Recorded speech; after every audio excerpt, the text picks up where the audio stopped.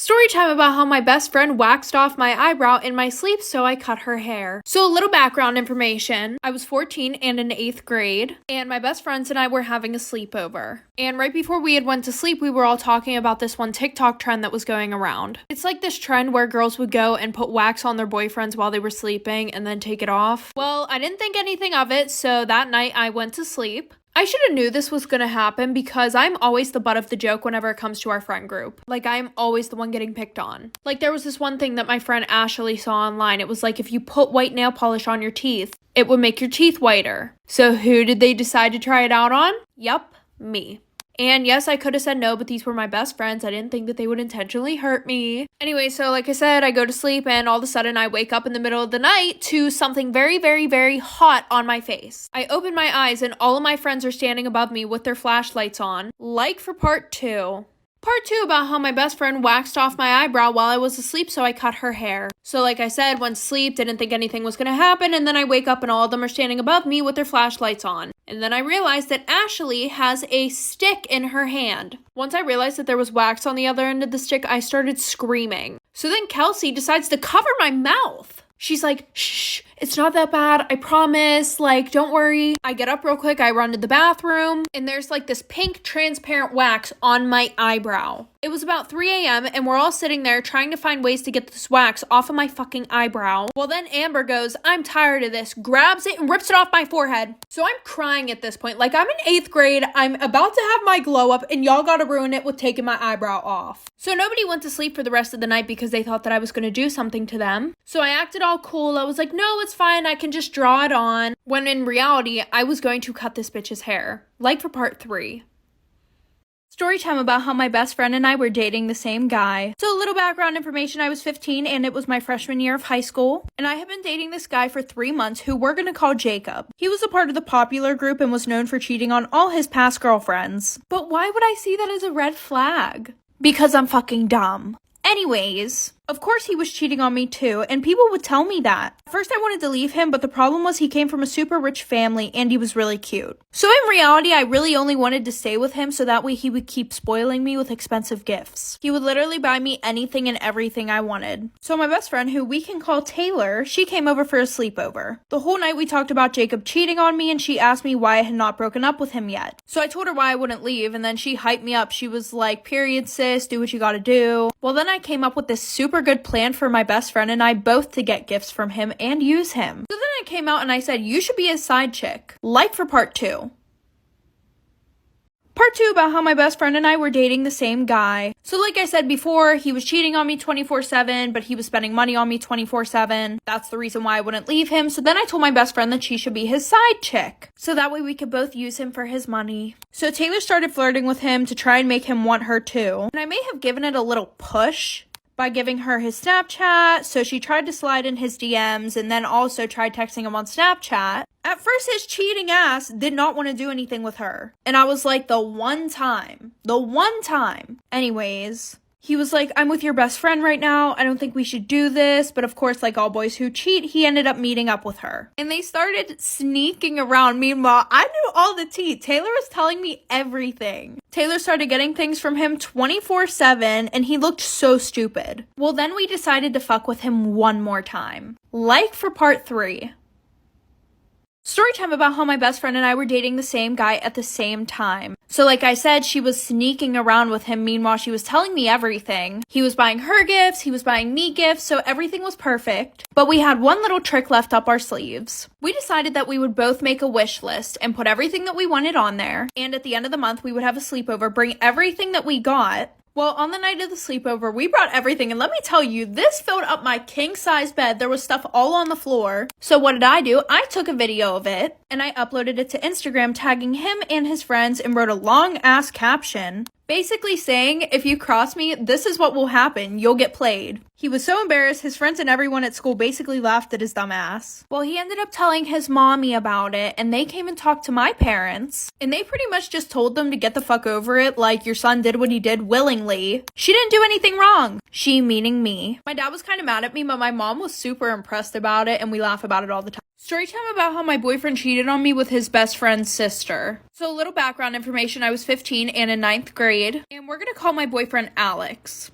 Alex and I had been together for 6 months, and at the beginning of our relationship, his best friend, who we're gonna call Caleb, him and I literally despised each other. But Alex would always want all three of us to hang out, so we decided that we had to get along. So we decided to keep it civil only when we were with Alex. Well, fast forward, all of a sudden, Caleb's grown-ass sister starts hanging out with Caleb and Alex 24/7. And it was weird because she was like a senior hanging out with a freshman. But I didn't think anything of it at first. Well, then out of nowhere, while I was at school, like a week later, Alex says that him and I need to have a talk. So we start walking away from Caleb, and as we're walking away, Caleb looks at me and gives me like this good luck look. Then he told me that he wanted us to take a break. Like for part 2.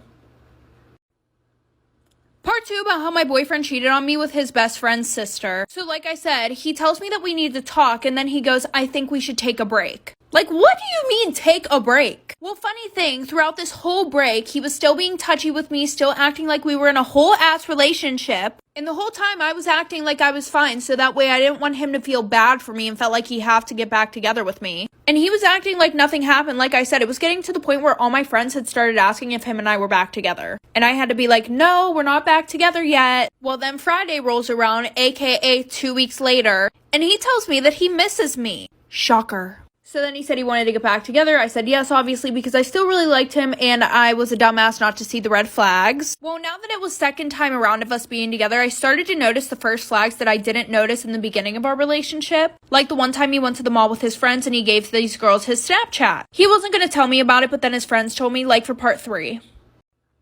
Part 3 about how my boyfriend cheated on me with his best friend's sister. So like I said, I started noticing red flags. Well, when I had confronted him about the Snapchat thing, he told me that he felt bad if he didn't give it to them because he didn't want to be mean. Another red flag is that he would never, ever, ever, ever, ever let me touch his phone. Like if he even saw my eyes look at his phone for 0.2 seconds, he would grab it real quick.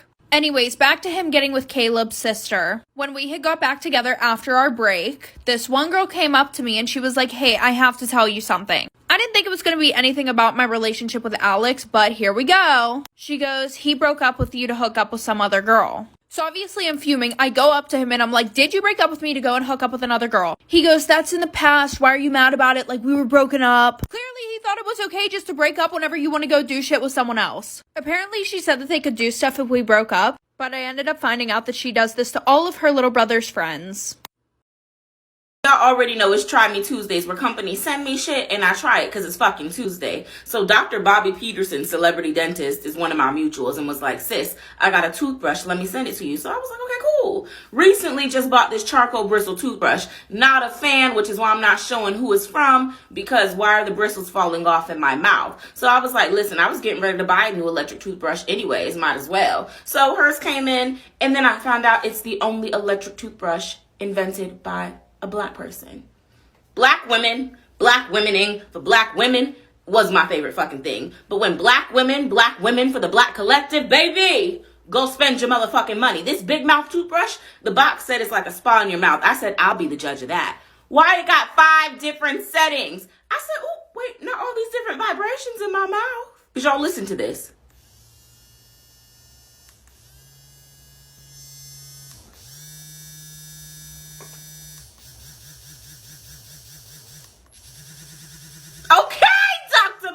Do your motherfucking thing. The men are menning, and the way y'all are on this app eating it up is giving me secondhand embarrassment and third-degree disgust. I would never trust a grown-ass man that's posting a softcore thirst trap. They're sitting in vehicles that are going nowhere. And trust me, if he's going nowhere before he meets you, he will be going nowhere after he has you, like a rebranded Derek Jackson 2.0, giving you the bare minimum of their side profiles because half of these motherfuckers can't be bothered to look in their goddamn camera, staring out the window, looking off into the distance, rubbing their hands like Birdman, brr, brr, pigeon head ass, mouthing lyrics to a song that's not even playing on the fucking radio with a delusionary caption talking about, I just want somebody's daughter with the feet on the dash, singing our hearts out to our favorite songs while I buy her snacks and we talk about the feelings I don't have. Whose daughter's intentions are y'all impersonating? And why are y'all so intrigued? Why are y'all so easily impressed? My sister, people think think just because you've retired you're petty, you are incapable of being petty. But one thing about me, two things for sure and three for motherfucking certain, if you disrespect me, I will make an example out of you. So this is a message for India Munoz. Hi, India. You booked me yesterday for a reading at 11:45 a.m. entitled Read Me for Filth. My team has already processed the refund, but I decided to still deliver on the service. You must be out your motherfucking mind, thinking you could disrespect anybody in connection to me and still get some sort of respect from me. That's a level of insanity I cannot fathom. Respect is due before your payment. But you want some clarity? Here's your answer. You are the chaos. You are the confusion you seek to get rid of. You cannot be entitled and wrong, India. At some point, you are going to have to pick one. For the rest of you, use the discount code DBIM, Don't Be India Muniz, to receive 20% off all services on my website. And India, even though I know you were trying to stress my team out, trust and believe while your life is in shambles, they will always be straight. So any of the proceeds coming from the readings booked with the discount code DBIM, Don't Be India Muniz, will go to them. And we said, fuck it. Play with somebody else, bitch. This is just your monthly reminder. If you're thinking about having children, don't, because they're going to pick on you. So Tuesday, my 5-year-old recently discovered I don't wear underwear all the time. So today she came home and she gave me a hug and her ring got caught on the edge of my dress. So as she went to walk away, it snagged and it pulled. So she's like, "You're not wearing underwear again?" Like, she was appalled by me. So I was like, "Bro, I told you I do not wear underwear all the time." So she's like, "I've seen you wear underwear." And I was like, "Yes, when I'm on my period." So she's like, "What's a period?" And I'm like, "Oh, I'm not finna explain to a 5-year-old why I'm bleeding out of my vagina." So I was like, "It's when I have to wear these." So I showed her the pad again. So she's like, "Oh, your diapers." And I was like, "Tuesday, they're not diapers, they're called pads." She's like, "Is it because you have a baby butt?"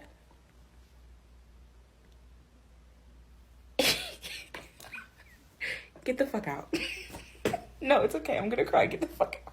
Stop trying to share your success with everyone. I've heard it countless times from my mentor and friend, the magical Lady Duchess, from my celebrity clients, from my celebrity friends. The biggest thing they struggled with success was not fear of failure. It wasn't having to maintain the success that they recently accomplished. It was survivor's remorse. Feeling like they owe everybody for making it to where they are because they left them where they were at. And one of the biggest things that I've also learned is that everybody is not meant to eat off your plate, even if they brought shit to the potluck. Because if you brought something to the potluck, bitch, I'm gonna show you how to fix your own motherfucking plate. But if you ain't bring nothing, you don't get nothing. Because some people will see your plate and all of a sudden, "Ooh, I'm hungry." And it's not that they ain't been fed. It's that their eyes are bigger than their stomach. Their desires are bigger than the work ethic required to get the shit that you done got. And don't let them, "Ooh, I'm trying to get like you," friend comments fool you. Because they're still overlooking your power and only amplifying the accomplishments that you allow them to see. Because they could never get like you. Them late nights, the moments of uncertainty, and the loss of people to boost your motherfucking ego would have took them out on level 1, and you just learned how to navigate level 26, bitch. But you deserve to be here, and if they did, then they would be. But the fact that we don't see them doesn't mean it's our motherfucking business. And we sip. Fuck it. I'm proud of you, bitch. So I recently decided to start dating again, and in doing so, I downloaded every major dating app out of the Apple Store, and I was quickly reminded of why I left online dating the fuck alone. You got apps like Bumble and Tinder where the black men act like white boys because they're not really sure if they like black women or not, and the white boys on those apps are all looking for the first black woman, and I will be nobody's motherfucking experiment. And then you got the black apps like Black and Black People Meet, where I'm thinking I'm gonna get on there and find me a sophisticated piece of chocolate. Instead, we only got 6 photo options, and y'all choose to use 4 out of the 6 photo options to post you in the club with shades on clearly after motherfucking midnight, holding a picture of motherfucking beer or a glass of Casamigos with a caption talking about "add me on Snapchat." You're 38, Charles. You're 38. Why do you even have a fucking Snapchat? And it's Pride Month. Don't even get me started on the Her app. Half of the people on there don't know how to engage in conversation, so they just send me one of the automated questions. And the other half thinks quoting me is the way to get brownie points, and instead I just look at you like a groupie. So instead of keeping all of these experiences to myself, I've decided to document them to bring y'all along for the fucking journey. In its entirety, from the initial conversation to the preparation for the first date, to a mid-date update, because yeah, I'm gonna tell y'all how the motherfucking date is going, to a post-date review, and I'm gonna see if they end up in my grade book too. So welcome to Love, Where Art Thou? Because where the fuck is love? Clearly not in these streets.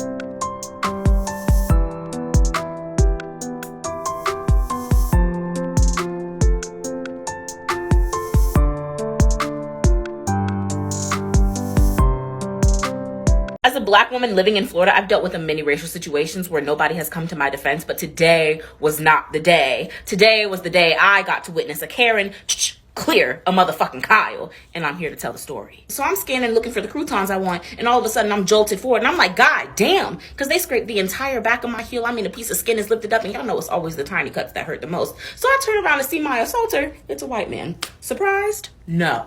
Angry? Hell yeah. So I'm like, and he's like, sorry. I mean, shrugs like he don't give a fuck. Surprised? No. Angry? Hell yeah. So y'all know I'm getting ready to read him out of motherfucking existence. And this white lady was a few feet up on her phone, so she puts her phone down, and she's like, wait. So I'm thinking she's getting ready to tone police me. She puts her finger up. Y'all know I hate the motherfucking finger. So as I'm getting ready to snap it back, she was like, you fucking disgust me. She was like, you fucking disgust me. All I asked you to do was get the fucking bleach. There's no bleach in this fucking cart. Then you take the cart and you hit somebody with it, and you act offended like the asshole you are.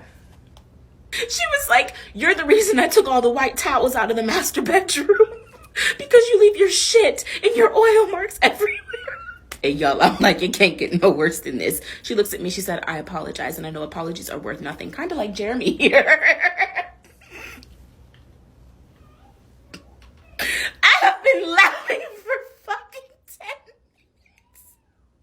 if you have a decrepit Duchess of a grandmother living in Sarasota, Florida, and she goes and gets her nails done on Bee Ridge at the plaza where the Cracker Jack bar is at, yeah, I just called her and that red wig dirty. Y'all grandma came in a nail shop, and I'm saying y'all because there's 6 of y'all. She mentioned all 6 of your names and proceeded to talk about 4 of you. She came into the nail shop and she started on her bullshit. She had a coffee cup in her hand, and she was like, where do you want me to sit, Kenny? Here. And stuck out the coffee cup until he proceeded to take it from her hands and throw it away. But at some point in the conversation, he was like, do you want color today? And she just flipped her fucking shit. She was like, no, just a clear coat. I don't know what's wrong with this generation, why they always have to do something so wild and exotic. And I'm looking at my shit like, don't look this way. So eventually Kenny sits her next to me, that way she can get the clear coat on her fucking fingernails. And she looks over at my nails and she's like, oh, they're beautiful, but why so long? How do you get anything done around the house? So I'm like, what do you think I do around the house? So she's like, well, you know, how do you cook and clean and even clean yourself?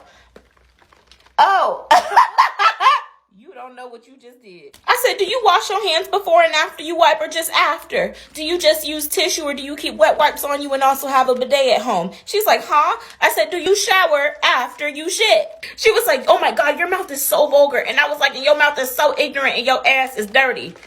And then we spent the rest of the time in silence.